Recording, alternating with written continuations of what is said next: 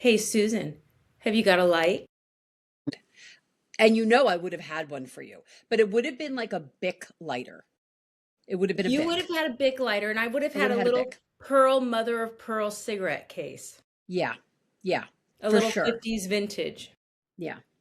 Yeah. So if you guys haven't guessed, we're talking about the 90s. Everybody's talking about the 90s, and we were there. We were the authority. And we were in the beauty industry. Susan, let's talk about it. We've done our little 90s situations. I mean, you guys will crack up. My daughter just FaceTimed me. I was telling Hillary, and she FaceTimed me from college. And as soon as the camera went on, she looked at me and she went, "Hey, 92, what's up?" So, she got it. And it was funny because I said to her, I love that you just nailed the year, because I think the one thing that's irritating me about the whole 90s obsession right now is people are forgetting it was really 2 decades. Oh, two, three even. Because Yeah. we Yes. were coming off the 80s high, all the saccharine and the punk. Because, the 80s were like sweet and sour. It was both. So we were coming off of 80s, like decades in makeup and trends don't just stop when the ball drops at midnight on New Year's Eve of a new decade. There's bleed both ways, and people don't realize that. But the 90s was 2 decades. Yeah. It was completely 2 decades. And the first decade is the makeup that I have on. This Mm-hmm. makeup that And I did mine. today, I'll get a little closer, is the exact makeup. In fact, some of it is actually 90s makeup that I would have worn every day going to my job at the Mac counter in Seattle, because, everyone who was cool in the early 90s moved to Seattle. So I would have shown up to work like this. And then it switched. And we're going to talk about that in part two. We're going to do sort of part one of this podcast today is 90 to 95, the early 90s decade. And then we can do the second part where we, reminisce and talk about the change in makeup. And we're really going to talk about makeup. I know everybody's talking about, the Carolyn Bessette thing, and that was great, but that really did come a little bit later. A little later. A little later, but we really were doing a very specific makeup look in the early 90s. So we can each really briefly tell you what we did and what we're up to. And then we want to reminisce about some of the brands that we're still mourning and that we missed. And, what this took. Because What this I, took. I got to tell you, it was funny doing my makeup for this. I literally did this in 5 minutes. And that also is something that is very different from today's makeup. You girls need to understand, in the early 90s, we literally did our makeup fast and furious. Susan, And we were Fast, out the door. Fast and Furious is absolutely true. Do you know the muscle memory? I couldn't believe the muscle memory. I did this like this, the hair like this. I could have done this in the dark by Yeah, just feeling the products. It was yeah. incredible and unbelievable. Like, and I'm wearing some 90s products too.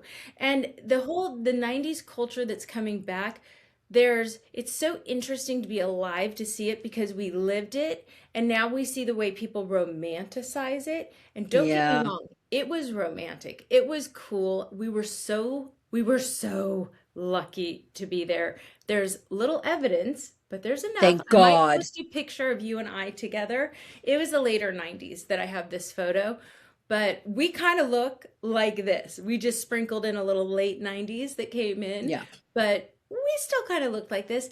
And a lot of the nostalgia, we're going back to analog. We're seeing people using like the old phones where you had to like type, push the numbers to do the text message. We're seeing people smoking real cigarettes, and people I, seem to be more, want to talk more and be more connected as human beings, which I like in the world of AI, virtual assistants, and like no human contact. I think it's really valuable. But tell us what's on your face. well, I was going to say, before I do that, I was thinking as you were talking, I think that's the one thing that is a lot of this generation isn't understanding. Like, we're talking about the younger generation, because the listeners that are listening to us today, they're probably around our age and they're looking at our makeup right now and they're laughing and they probably can name everything we have on our face. Um, but it's interesting. I think there's a romanticism. I think they think that it was a certain way. And I think, especially with the whole Carolyn Bessette thing, and we all loved, believe me, absolutely loved her. She really was an icon to our generation in so many ways. But it was interesting because we romanticize what maybe we didn't live through. And like I said, our makeup, our wardrobe, everything took us like 5 minutes. We didn't overthink it because we weren't performative. This was our real life. So we weren't doing it for the gram. We weren't doing it for TikTok. It wasn't a performance. This actually was our life. So And that the being world was said, our stage. We were performative, but it was live performance. It was live yeah, art. yeah, but I don't think we wanted to look like anybody else. No, We weren't like, "Oh, I have to go get the tortoise headband that she has." No, it was like, "Oh man, that's her groove. I have something else. I got a hair clip." You know? no, no, no. That was the worst thing you could do was look like a poser or a Yeah, copycat. You always had to be making your own little mark that was yours. That's what the whole decade, all the way and I through. Then we started getting digital cameras, and when digital cameras came in, then we got more digital press, celebrity culture. Because in the early 90s, we were still looking at magazines and supermodels. We were looking at like correct. Claudia Schiffer, we were looking at runway stuff. You and I were looking at WWD. Everybody else was looking at Elle and Vogue and whatever. Right. And they were looking at Right. runway stuff. Yeah. Guess ads were like a heavy influence at the time. Remember the black and Sure. whites? Yeah. But the worst thing you could do was to really look like anybody else. So we didn't have that sort of um I want to look like her. It was more like we all kind of did our own thing. You had to have your own So thing. You had to create your own signature. yeah, and the Mhm. makeup, a lot of it, and I'll explain as I'm talking to you, but for example, on this eye, as you can see, so first of all, I have on matte, right, a lighter foundation than normal because, and that's something else that I see a lot of these girls on TikTok, they'll grab a liquid foundation. We didn't use liquid foundation, kids. In the early 90s, we wore Studio Fix. We wore pan makeup, meaning it was dead. It was a color that was lighter than our skin tone. And I mean, I'm speaking, obviously as And a maybe a concealer. right. And I mean, I'm speaking for me. Like if you had darker skin, that's a different subject. But for me, we wanted to look as light as possible. There what bronzer, contour didn't exist. We didn't want to look like that. Okay. And the makeup that I did today, it's actual, a matte powder. So we use Studio Fix. That was what every skin tone, because Mac went to the deeper shades. Mac went to the lighter shades. Mac was everywhere and everything. I still have original Studio Fix in This my is kit, original for God's sakes. Studio Fix, and it's what I Yeah, have on. exactly. So, I mean, it was dead. You tended to like it a little bit lighter. We liked to look sort of as ghosty as possible. My whole eye is all matte and it is some MAC colors. I have Omega in there, which was Omega Forever. It's in my brows. Hmm. And we did a lot of monochromatic. So everything was very tonal. We used a lot of browns, we used a lot of beige, bone. There is Bone. no shimmer. Also, something else, this is powder eyeliner, wet with a brush. We didn't use pencils. I don't think I picked up a pencil except a lip pencil. Yeah. Yeah, Everything you was would lick the powder. brush and put it on. Everything was powder. Powder Mhm. face, powder Yeah. blush, powder, Look at powder, that powder. There was powder no liner. You can cream see. and no liquids at Mm-mm. all. So we're talking, again, guys, we're talking early 90s. It was embalmed makeup. It was just dead, no shimmer, no mica. You wanted to look like you opened up a coffin and you came out. So this is the MAC shades. Then we did mascara. It's all this eye took me literally 5 seconds because I used two colors. Okay, Right. that's it. We were so simple too. There And wasn't like Studio 17 Studio things. Fix was the base for our Yeah, shadows. yeah, Yeah, yeah, same. You'd use often your liner or your crease yep, color in your brow. Everything yep. was dual. We didn't have shit tons of makeup like No, we everyone has didn't. now. We did it. We collected maybe 4 or 5 lip colors, Mm-hmm. maybe two. If you had two lip liners, you were like being fancy and a little Right. extra. Right. And And the only two lip pencils that mattered, well, actually, there were three. I'll toss in a third. There were only three shades that mattered in the early 90s: MAC Spice, the original, which is what I have on, Mhm. okay? Or Chestnut, if you were Chestnut. deeper I skin wore girl. chestnut with reds. Yeah, okay. Chestnut or Spice. Or Chanel Nude, Chanel if nude. you were feeling fancy. Chanel nude was ever. And I have like 17 of them Of stockpiled. So course. And like, why don't I have yeah. one today? I don't know. Oh my God, I have like, maybe I'll send you one, but Send I mean, me I one. legitimately have stockpiled those because it still is my favorite lip pencil on freaking Please. earth. And then of course I have on Twig, which by the way, kids, used to be called Twiggy until I believe she threatened legality and they changed it to Twig. So when I worked at Mac, we had Verushka, we had Twiggy. I am first generation OG, part of the team that was the first team hired outside Canada in the US. So I can go back and So do good. Mac history like you can't believe. You know, But that's really the look that I did today. Oh, and Kevin Aquan blush because Kevin well, you was have that also, on. He didn't have a Kevin Aucoin blush then, but yeah. But we would use Shu Uemura or Makeup Forever for blush then, or yes, Dior, yes, or even Chanel. We were yes, fancy with yes, our blush. If we weren't yes, doing we MAC, were.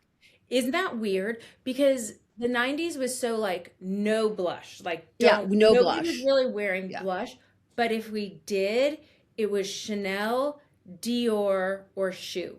And they Or Mac. all in MAC, and they all looked like this light crease tone. They were all like Melba this. toast, we called it. Yeah. Mhm. They were It all had like to be message. dead, a real like beigey kind of or mocha, Mac mocha Mhm. blush. Oh yeah, That also was huge, but no very brown. shimmer. Very brown, very dead, no shimmer, and the same thing Yeah, with the eyes. It was yeah, very brown. We used to call it baby poop brown lips. Like yeah. I mean, it was dead, It or truly was. And I you wore red. have a shade on. I couldn't find my brown, but anyway, this was you know consuming me. Um, but like when I was little, it was like Toast of New York, which was what I would wear. And then I graduated to department stores. And I would do a red sometimes because Yeah, I we was wore red. doing sort of that other look. So I would wear Russian red. I would wear Russian red. Verushka. Dubonnet was my color. Dubonnet. Dubonnet was my Dubonnet. color. But I Because also, yeah, and because we're going to Ruby do this Woo didn't in part exist. two. We're going to do a crossover and talk about in this. I'll tell you what I have on, but in this episode, we're going to talk about brands that are no longer with us, RIP. In part two, we're going to talk about 90's brands that you can still get. I'm going to squeeze this one in. I potted it myself because I couldn't help myself.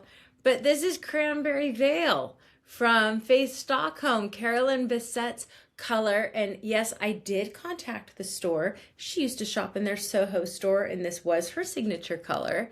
And we were wearing it before we knew she was wearing it. Everybody wore this color. Yeah, Cranberry Veil was huge. Or MAC Russian Red because Ruby Woo didn't exist in Mm-mm. the early Russian 90s, red. It was kids. all about Madonna, Russian red, the Russian Red. Blonde Ambition tour. Yep, Russian Red. So you either wore Twig or, we liked the color O O, was my other signature. Blade. I never wore Blade. I mean, God, so But many. And then, O was like really stepping out for us. O was like a bridge into the mid 90's because O had the duochromes. So that right. started to get like sparkly, but it was Yes. still dead. It kind of had, if you remember Roach by Urban Decay, it kind of still had that like, I'm dead, but I'm giving you some life. Right. Right. So the Exactly. 90's. Here's what I have on. So I have on so much makeup, it feels like. I have my Studio Fix on my lid, and then I just took an old white shadow, actually from the later 90's. I have Chinois by Stila on my lid, and then a neutral beigey, kind of brownish. Taupe is what I would use on my cheeks and in Yep. my lid was taupe. Yep. Yep. A powder liner, usually by like prescriptives. I had a lot of prescriptives for eyes because they did some color. Benetint on my cheek, or for a while their Philosophy did that little rose tint stain that I would do on my Mm-hmm. cheeks, but I would Mm-hmm. do it under the foundation. So it gave me a little bit of health. And then I'd put, you know, something dead on top of it. Weird. Weird, but we did. And Spice lip liner, of course. Because I have a giant forehead, I did have to use a contour bronzer thing. I would never go out without this on my forehead, but this used to be in a gray tube, and it was the Clinique No Streak bronzer for men. That would give me less of a five head. And then I Mm-hmm. would use my eyeshadow. Whatever I used here was here. Mascara, I would cheat. We were in the fancy department stores. Dior, Chanel. I still love my Dior Chanel, but I always went back to my Yeah. voluminous. Always. Always. We didn't use, that's something, yeah, you're right. We didn't use fancy mascaras. We used Mm-mm. drugstore. So you either used one or the two. You used L'Oreal Voluminous or you used Great Lash. And Those they were were the two pants. mascaras. People Yeah. would fight over which was Yep. which. Yep. Yep. Never been a Great Lash girl. Always been a voluminous girl. Yep. Always. Yep. Yep. But It it's was funny fun. that we didn't spend our money on mascara. It's so No. funny. Like, we spent our money on lips, Yes, like we did. MAC lipsticks, and eyeshadows, like Mhm. eyeshadows, Studio Fix, and then And lips, and then brushes. everything else you'd get like brushes, makeup brushes. Oh my Brushes. God, I still have my full set of all original MAC brushes, all Chanel original. I mean, you know, You know, yeah, we should I'm open a looking at museum. us. I'm Yeah. looking at us, Susan, and maybe I'm partial. Maybe I'm getting swept away with nostalgia, but I still like these looks on us. I mean, they You are know, coming back and people do like them, but I have to be I'd honest. rather like I, it. I, I, I do. That's something I wanted to point out too. It's funny you're saying that because, like I said, my daughter noticed the makeup. I almost scared the shit out of my husband because I walked in, he went, and he goes, "Whoa," like that. And it was interesting that he said, and I love him to death, but he was like, "You actually look older." Yeah, Meaning like we looked so yeah, much older because this yeah. We were makeup trying to look makes you older. look so old. I'm getting you And some. now, I mean, it's so funny when we were younger, we wore so much makeup. And now, I mean, if I can get something on my lips, maybe a little concealer, and if I'm feeling really spry, I'll toss on a little mascara, but I wear such little makeup and I like it bronzy and fresh, and everything has to be shiny and glossy. So you do look younger. These products, matte products, do tend to make you look a little older. It's just a fact. Well, And and we were trying to look older because we were in areas of authority because we were both right, young and we were right, educators at a young right, age. So we were right. teaching people, a lot of them were twice our age, at Oh, least a third, easily, at least a third older easily. than us. I was a brunette for a Yeah, decade because right, blonde made me look not so serious. right. And So, you have to remember, you're 9 years younger, 8, 9 years younger than me. So I was, oh, it just got 90's. you know, yeah. I mean, I was older, I mean, I was working in the industry before you were in that sense. And Yeah, a couple of years. the We people did the that math yesterday. You were like three we years did ahead the of me. math, and please don't make us do it again. But I was 20. I mean, I started working in cosmetics in college in the 80s. So I was doing makeup on women who are my age now and Of teaching them. course. And I'm thinking to myself, my God, I was like 20 years old and then came into corporate jobs in my early 20s. Hmm. So most of the women who worked in the cosmetic industry in the 80s into the early 90s were older women. They Yeah, were lifers. They were mature yeah, women. So we were yeah. really that first generation to come along that was young. We were Well, it's young true. behind the we were known as the kids, We were known you as the know? kids, but we were leading the charge in teaching. I know I was 21 Well, I was 20 when I started a little tiny boutique in the middle of nowhere, and then I moved to San Francisco and started with Laura Mercier and then Right. Shiseido, Right. and then Yeah. I was a beauty director by 23, and you and I must have met in 96 or 97. Mm-hmm. So, Mm-hmm. we've been Yep. around that beauty block. Yes. Oh, 100%. Um, but you'll see one thing too that's interesting in the eye that I did. Everything was very makeup back then. If there's any people that are really geeking out on this look, you'll notice the eyes. Everything was very round. We didn't really do the wing thing unless you were going out at night or it was a certain look. But the eye that we were taught by the owners, of Mac back in the day, were to Well, do that's a very MAC eye. a very round eye. It was a doe eye, a very round eye with a very defined crease. Hmm. That was really important. Well, And and you can cheeks. see, yeah, you can Hmm. see for me, you can see my Laura Mercier and Hmm. Shiseido influence was Hmm. more of like you wanted to be able to Right, do more of that almond right. eye. So And I you can think see that's, the MAC influence and yeah, then the Laura Mercier yeah, Shiseido influence. yeah. I think that's important for our listeners to know Because we that, still have eh, Serge Luton as the creative director for of Shiseido at the course, time. Yeah. every makeup line had a different look. No, and you could walk into, this is interesting. You could walk into any department store in the world and you could just look at the girl because it was predominantly women. There was, our Mhm. token boy always. Always one. But there were very few back then. But you could walk into any department store and look at the person behind like in the store and you would know who they worked for because Yeah. everybody had a look. You Yeah. would If know you the gathered, Clinique girls. yes, if you had a department meeting, you could Hmm. stand in the front because we did this all the time as beauty directors. We'd stand in front and we'd teach spring trend, fall trend, whatever. You'd stand in the front of the room. The whole cosmetic department was gathered. And by looking at their makeup, you could be like Lauder, Chanel, Prescriptives, Lancome. MAC, Yep. Lancome, Yep. Borghese. You just Yep. would be like, boom, Yep. boom, boom. You could nail it by the Yeah. look. Hmm. Yeah. And it was a very much a look, a makeup and hair look. And you went to work for the brand that you really liked that look. I mean, that's what you did. Right. And And it was encouraged, and people wore oh, uniforms. Many had to wear uniforms. Mac was one of the first that said you didn't have to wear a uniform I because you know. just had to wear black. Because remember the Clinique girls had to wear the stupid white coats. They wore Dior white had a coat. coats. Clarence had a red coat. Everybody had Borghese had a green coats. coat. Borghese had a green coat. All Hmm. these brands had coats. Then Bobby came. Bobby also did not have. She just wanted you to wear black like a pro makeup artist. So the pro makeup artist lines let you wear black, and that was like freedom. Shiseido, Hmm. we could get away with it, but they gave us pins, and Chanel had coats and pins and all of that too. Uniforms. Uniforms. Everybody Yeah, had a uniforms. uniform.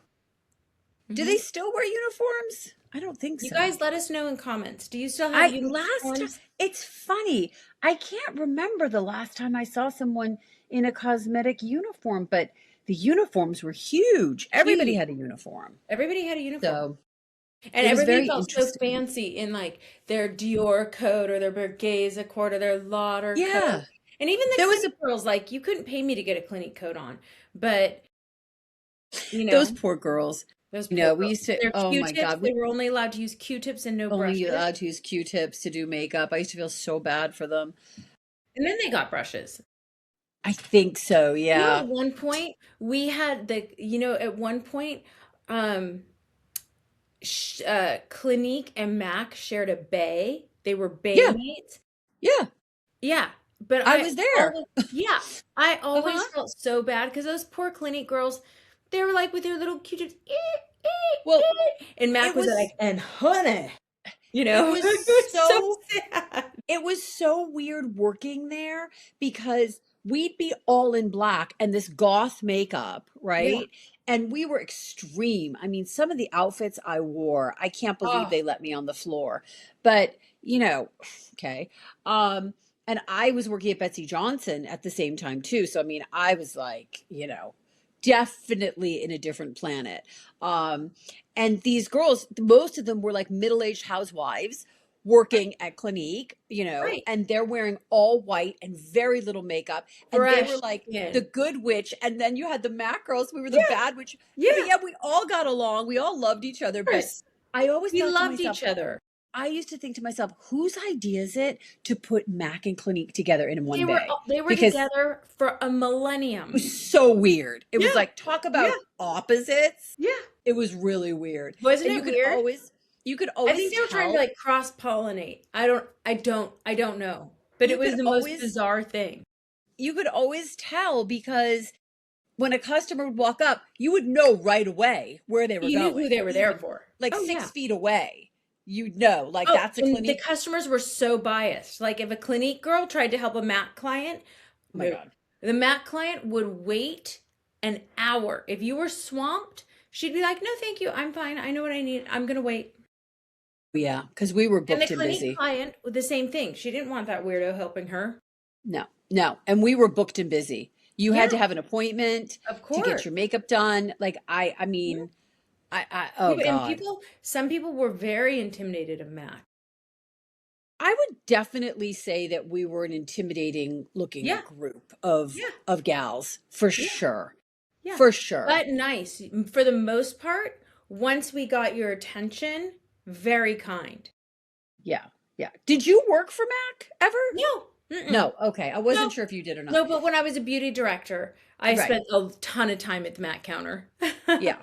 Yeah. Yeah. It was And I actually, they let me go to some of the trainings, which was like a big deal because they wouldn't let any no, non-Mac employees at trainings. For no. whatever reason, they liked me and let me go to some of the trainings. So, Yeah. Yeah. It was definitely, for anyone who worked there in the early 90s, it was the place to be for sure. But thinking about that, there were some brands that we wanted to talk about briefly as we go down memory lane, what some of the popular ones were. And I think mhm. we named some of them already. But we had Mac, Makeup Forever, Bobby, Shuamura, Benefit, Urban Decay, and Hard Hard Candy. Candy. There was also, I told Hillary, I was laying in bed last night thinking about this. We also had some that, everybody knows these brands because some of them are still around, some of them are gone. But for some of the ones that are gone, I think there's a lot of people because I watch YouTube and TikTok and I Right. see when people are talking about the 90s and it makes me laugh because they always just say, Mac, but they forget about some of these brands that were around even before then. Well, this That was the birth of the indie. it was the birth of the indie brands and Cargo was rest in later. peace. Yeah. OCC. Well, Obsessive Compulsive Cosmetics was one of my favorite, and The he was color so ahead of his tube. time, so ahead of with the lip tars, and Oh, I mean, so cool.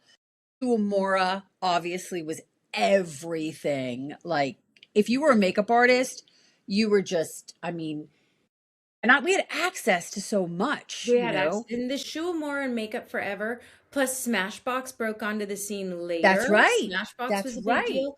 But Yep. even in the very beginning, the early 90s, what a lot of people don't know is Shiseido was very punk.